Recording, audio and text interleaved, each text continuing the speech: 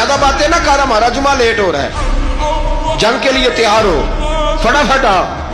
अहले बैत नबुव्वत को कत्ल करेंगे और कत्ल के बाद फिर नमाज पढ़ेंगे और फिर कहेंगे अल्लाहुम्मा सल्ली अला मुहम्मदिन व अला आले मुहम्मद, उसी नमाज में फिर दरूद भी पढ़ेंगे। ये कैसा मर्तबा है, कैसा अंदाज है।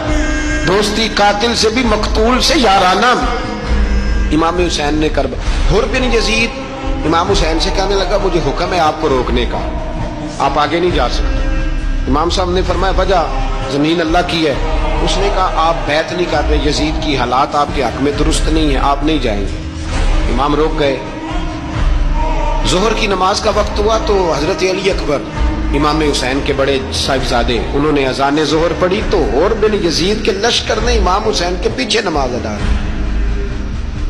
कहा भाई तुम मुकाबले में आए हो, नमाज पीछे पढ़ते हो? कहा हुजूर मुकाबला तो तलवारों से कर रहे हैं पर हमारा दिल तो मान